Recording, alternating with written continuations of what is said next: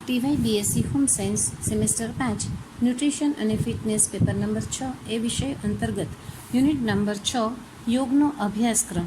તેમાં આપણે આગળના અભ્યાસક્રમમાં જોયું કે યોગ એટલે શું, યોગનું વર્ગીકરણ, સૂર્ય નમસ્કાર, વિદ્યાર્થી અને યોગાસન વિશે આપણે વિસ્તૃત માહિતી લીધી. હવે ત્યાર પછી આગળ આવે છે યોગ મુદ્રા. આરોગ્ય આપણી સ્વાભાવિક સ્થિતિ છે. યોગ મુદ્રા એક અદ્ભુત ઇલાજ. આરોગ્ય આપણી સ્વાભાવિક સ્થિતિ છે, જન્મસિદ્ધ હક છે. આપનું શરીર કુદરતની એક રહસ્યમય કરામત છે. શરીરમાં ચાલતા અનેક કાર્યો આજે પણ વિજ્ઞાન માટે કોયડારૂપ છે. સ્વાસ્થ્ય બજારમાં વેચાતું મળતું નથી. સ્વાસ્થ્ય આપણને કોઈ આપી શકતું નથી, પણ સ્વાસ્થ્ય માટે આપણે આપણી ચેતનાને જાગૃત કરવી પડે છે. કુદરતે આપણા માટે અનેક વ્યવસ્થાઓ ગોઠવી છે, પણ જાણકારીના અભાવે આપણે તેમનો ઉપયોગ કરી શકતા નથી. ઋષિમુનિઓએ જાતે અનુભવ કરીને પોતાના અનુભવના અર્કરૂપે આપણને અનેક રહસ્યો આપ્યા છે. યોગ તેમાંનું એક છે. તે સ્વાસ્થ્ય જાળવનારું તથા રોગમુક્તિ આપનારું વિશ્વ પ્રચલિત રહસ્ય છે. યોગ સાધનામાંથી જન્મેલું યોગ મુદ્રા વિજ્ઞાન રોજિંદા જીવનમાં વણી લેવા જેવું સરળ અને અસરકારક જ્ઞાન છે. આજના જટિલ જમાનામાં યોગ મુદ્રા મનની શાંતિ તથા તનની તંદુરસ્તી માટે એક અદ્ભુત ઇલાજ છે. આપણું શરીર પંચતત્વોમાંથી બનેલું છે. બ્રહ્માંડ પણ પંચતત્વોનું બનેલું છે. આ તત્વો જો સપ્રમાણ હોય તો યોગ્ય ગણાય, પણ ઓછા કે વધુ થવાથી તત્વોને લગતા રોગો ઉત્પન્ન થાય છે. આપણી આંગળીઓ તત્વોના નિયંત્રણ તથા શક્તિના પરિવહન માટેનું મહત્વનું અંગ છે. આપણા શાસ્ત્રો પ્રમાણે દરેક આંગળીથી સંબંધિત તત્વ નીચે મુજબ છે.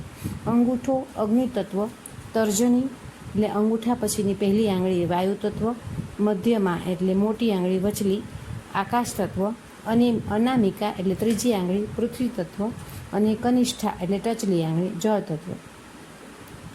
જ્યોતિષશાસ્ત્ર મુજબ પણ ગ્રહોની અસર દૂર કરવા માટે અમુક નંગ જડેલી વીંટી આંગળીઓ પર પહેરવામાં આવે છે.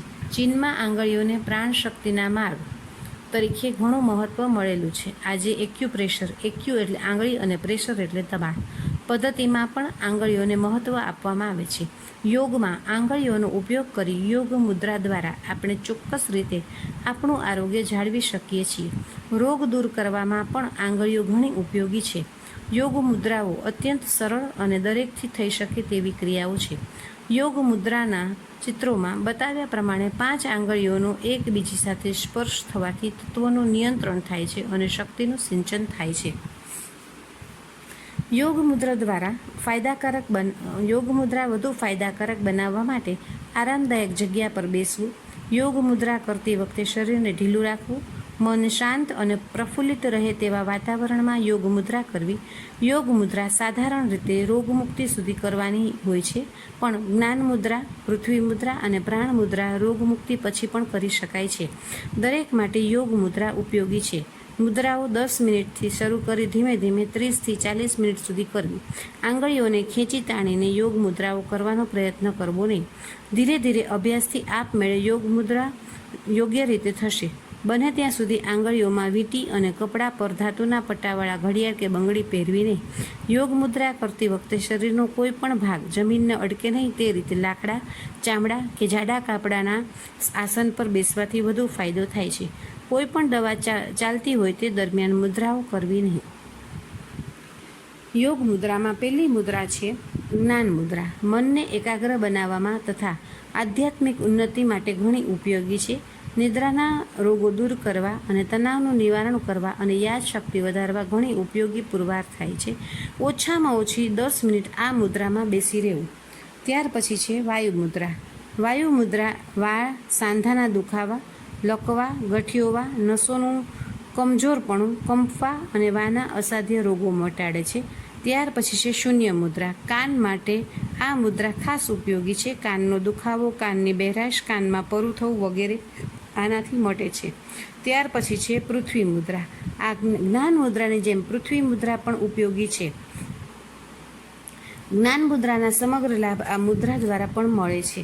ત્યાર પછી છે વરુણ મુદ્રા. આ મુદ્રા લોહીની શુદ્ધિ કરનાર, જળ તત્વનું નિયંત્રણ કરનાર, ચામડીના અનેક દર્દોમાં ઉપયોગી અને ત્વચાની સુંદરતા વધારનાર છે. ત્યાર પછી છે હૃદય મુદ્રા. આ મુદ્રા હૃદયને લગતા બધા રોગોમાં, છાતી તથા લોહીને લગતા રોગોમાં અને અસ્થમા જેવા હઠીલા રોગોમાં પણ ઘણી ઉપયોગી છે. હૃદય રોગના દર્દીઓ આ મુદ્રાનો લાભ ઉઠાવી દર્દમાં રાહત મેળવી શકે છે. ત્યાર પછી છે પ્રાણ મુદ્રા. પ્રાણ શક્તિ વધારવા આ મુદ્રા રોગી અને નિરોગી બંને માટે ઉપયોગી છે. આંખની બીમારીના નિવારણ માટે તેમજ રોગ પ્રતિકારક શક્તિ માટે પણ આ મુદ્રા ઉપયોગી છે. લિંગ મુદ્રા. શરીરની ગરમીનું નિયંત્રણ કરનાર આ મુદ્રા તાવ, શરદી વગેરેમાં ઉપયોગી છે. ઠંડીમાં આ મુદ્રામાં બેસવાથી ઠંડી ઓછી લાગે છે. આમ આપણે યોગ મુદ્રાનો વિશે જાણ્યું. હવે ત્યાર પછી છે બહેનો અને યોગાસન. બહેનોના આરોગ્યની આજની પરિસ્થિતિ ચિંતા ઉપજાવનારી છે. તેમની તંદુરસ્તી દિન પ્રતિદિન કથળતી જાય છે. માસિક સંબંધી જાત જાતની ફરિયાદો તો સામાન્ય બની ગઈ છે. આ સિવાય કબજિયાત, માથું દુખવું, શરદી થવી, તાવ આવવો, શરીરમાં કળતર થવી વગેરે નાની નાની ફરિયાદો તો રોજબરોજ સાંભળીએ છીએ. સ્ત્રી સમાજની આધાર ક્રિયા છે. તે આવતીકાલના નાગરિકની જન્મદાત્રી છે. આદર્શ બાળકના ચણતર અને ઘડતરની બુનિયાદ છે. શરીર પાસેથી ઉત્તમોત્તમ કાર્ય લેવા માટે તે સુદૃઢ અને મજબૂત રહે એ સૌથી પ્રથમ જરૂરિયાત છે. બહેનોએ આ બાબત પર વિશેષ ધ્યાન આપવાની આવશ્યકતા છે. આરોગ્યનો આધારબિંદુ પેટ છે અને પેટને જોઈએ ખોરાક તે ઘરના રસોડામાં તૈયાર થાય છે અને રસોડાનું સંચાલન બહેનોના હાથમાં હોય છે. બહેનોએ સમજવું જોઈએ કે ભાવે એ બધું જ વારંવાર ન બનાવવું. જીભ માંગે તે આપવું નહીં, પણ પેટ માંગે તે આપવું. રસોડાનું સંચાલન. ભોજન સાદું અને સાત્વિક બનાવવું. તેમાં તાજી મોળી છાશને પણ સ્થાન આપવું, કેમ કે છાશમાં લેક્ટિક એસિડ હોવાને કારણે આંતરડાની બીમારી દૂર થાય છે. દૂધના બધા જ ગુણો છાશમાં રહેલા છે. આથી જ કચ્છી અને કાઠિયાવાડી લોકો દરરોજ ભોજન પછી છાશનો ઉપયોગ કરે છે. અરુચિ, મંદાગ્નિ, અતિસાર, વાત, કફ વગેરે દર્દોમાં છાશ અમૃત સમાન છે. છાશ દીપન, પાચક, બલપ્રદ અને ચામડીના વર્ણને સુધારનાર છે. હરસની તે ઉત્તમ દવા છે. સવાર સાંજ તેમજ સાંજનું ભોજન જરૂર પૂરતું જ બનાવવું. વાસી ભોજન ખાવું નહીં. સાંજનું ભોજન સહેજ વહેલું લેવું. સૂવાના અને ભોજનના સમય વચ્ચે સામાન્ય રીતે 3 કલાકનો ગાળો રાખવો. સાંજના ભોજનમાં કઠોળ બને ત્યાં સુધી ન બનાવવું, પરંતુ ભાજીનું શાક ખાસ બનાવવું. ફરસાણ, પાઉં, મીઠાઈઓ, ખાટા અથાણા તેમજ તીખા તળેલા પદાર્થો ઓછામાં ઓછા લેવા. આવા પદાર્થો પચવામાં ભારે હોય છે અને યુરિક એસિડથી ભરેલા હોય છે. આ પદાર્થોના સેવનથી આપણું શરીર રોગોનું ઘર બની જાય છે અને આપણી પાચન શક્તિ નબળી બને છે. આપણા રોજે રોજના આહારમાં કચુંબરને પણ સ્થાન આપવું જોઈએ. તેમાં મૂળા, ગાજર, કાંદા, લીલી હળદર, લસણ, કાકડી, ટમેટા, કોબી, લીલા ધાણા વગેરેનો સમાવેશ કરવો. ચા કોફીને ઘરમાંથી વિદાય આપી, કેમ કે ચા તથા કોફીના સેવનથી જ્ઞાનતંતુઓ નિર્બળ બને છે તેમજ પાચનતંત્રના દર્દો પણ થાય છે.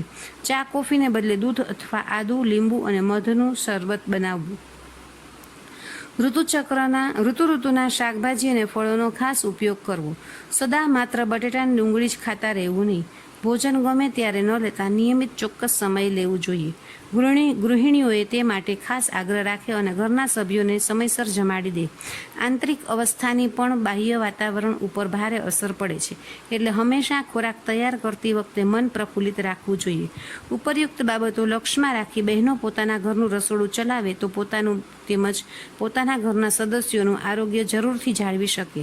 રોગ એ કોઈ આકસ્મિક ઘટના નથી, પરંતુ પોતાની જાતે નોતરેલી ઉપાધિ છે. રોગી રહેવું કે નિરોગી રહેવું તે ભાગ્યની નહીં, પરંતુ આપણા પોતાના હાથની વાત છે.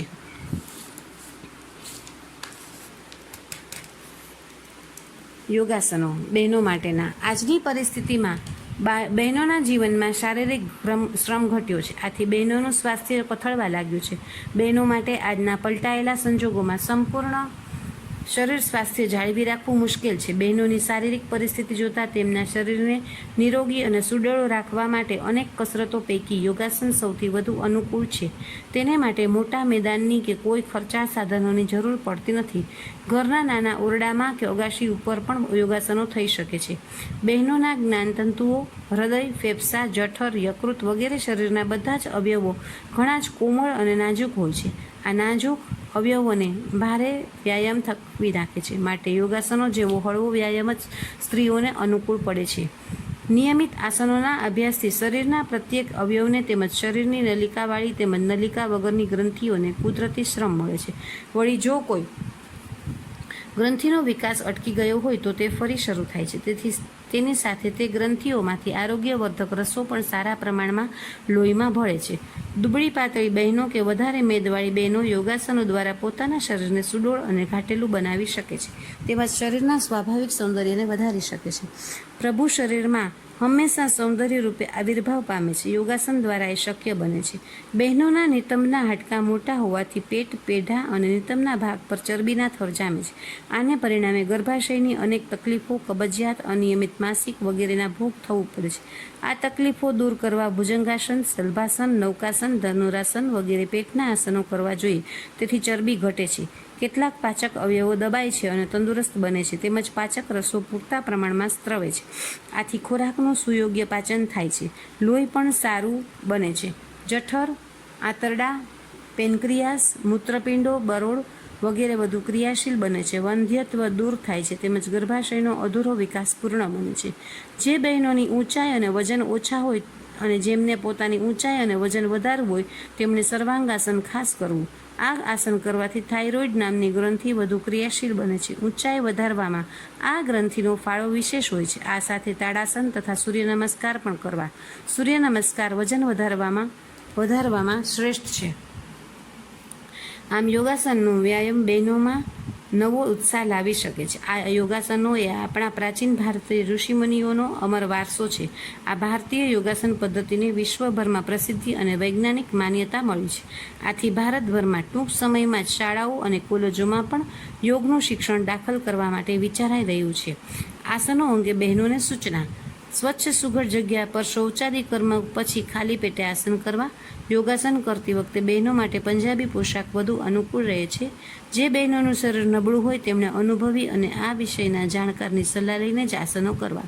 રોજ અડધો કલાક આસનો કરવા. સાથે દળવું, ખાંડવું, કપડાં ધોવા અને રસોઈ બનાવવી વગેરે ઘરકામ પણ કરો. પહેલાં સહેલા, પછી સાધારણ, અઘરા અને અંતે વિશેષ શ્રમવાળા આસનો કરવા. દરેક આસનોની વચ્ચે શવાસન કે મકરાસન જરૂરી છે. આહાર વિહારમાં સંયમથી રહેવું. માસિક સમયે 4 કે 5 દિવસ સુધી આસનો ન કરવા. પેટના ઓપરેશનવાળાઓએ આસનો ન કરવા. સુવાવડ પછી 1 વર્ષ સુધી આસનો ન કરવા. બહેનોનું રસોડું જ આરોગ્યની આધારશિલા છે. રોગ જન્મે છે રસોડામાં અને રોગ વિદાય લે છે પણ રસોડામાંથી જ. ટૂંકમાં આપણો આહાર અને એ જ ઔષધ છે અને બહેનોએ આ આહારને ધ્યાનમાં રાખીને જ પોતાનું શરીરનું ધ્યાન રાખવું જોઈએ અને ત્યાર પછી એમાંથી જ એણે પોતાને નિયમ બનાવી અને આગળ વધવું જોઈએ.